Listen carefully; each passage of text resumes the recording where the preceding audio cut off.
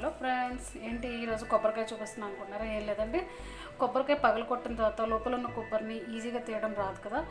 అందుకని ఈజీగా ఎలా తీయాలో ఒక మంచి టిప్తో మీ ముందుకు వచ్చేస్తుంది అనమాట. ఇంకా ప్రాసెస్లోకి వెళ్దాం పదండి. కొబ్బరికాయ పగలు కొట్టేసాను ఫ్రెండ్స్. ఇప్పుడు దీన్ని మనం ఒక ఇడ్లీ కుక్కర్లో కొంచెం నీళ్ళు వేసేసుకొని పెట్టుకుందాము. ఇడ్లీ కుక్కర్లో వాటర్ వేసిన తర్వాత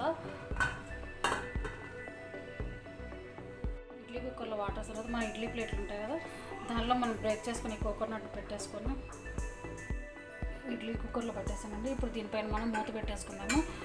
లిడ్ పెట్టేసిన తర్వాత 5 minutes హై ఫ్లేమ్లో పెట్టేయండి. 5 minutes కన్నా ఎక్కువ ఉంచొద్దు.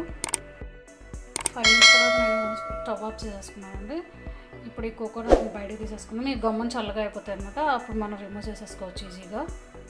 ఇది చల్లగా అయిపోయింది ఫ్రెండ్స్. దీన్ని ఏంటంటే మనం ఒక నైఫ్ తీసుకొని ఇలా కార్నర్స్ని కొంచెం నైఫ్ని లోపల దాకా పెట్టి తీయాల్సి వస్తుంది. తీసేస్తే మనకు బయటకు నీట్గా వచ్చేస్తుంది అన్నమాట. ఇది చూడండి ఫ్రెండ్స్, ఇది బాగా వస్తుంది కదా. దీనివల్ల మనం ఉడకబెట్టామని చెప్పి టేస్ట్ ఏం చేంజ్ అవుతుందండి, సేమ్ అదే టేస్ట్ ఉంటుంది. కొంచెం కత్తి మాత్రం లోపల పెట్టి తీసుకునేటప్పుడు హ్యాండ్స్ మాత్రం జాగ్రత్తగా చూసుకోవాలి.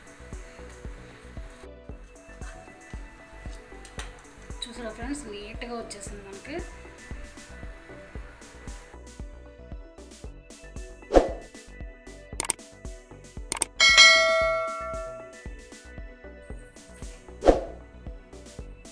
చూసారా ఫ్రెండ్స్, మనం ఈజీగా కోకోనట్ని ఎలా రిమూవ్ చేసుకోవచ్చు. మీకు కనుక మా వీడియో నచ్చినట్టయితే లైక్ చేయండి, షేర్ చేయండి, కామెంట్ చేయండి. అలాగే కింద సబ్స్క్రైబ్ అనే బటన్ మాత్రం ప్రెస్ చేయడం మర్చిపోవద్దు. Thanks for watching the video.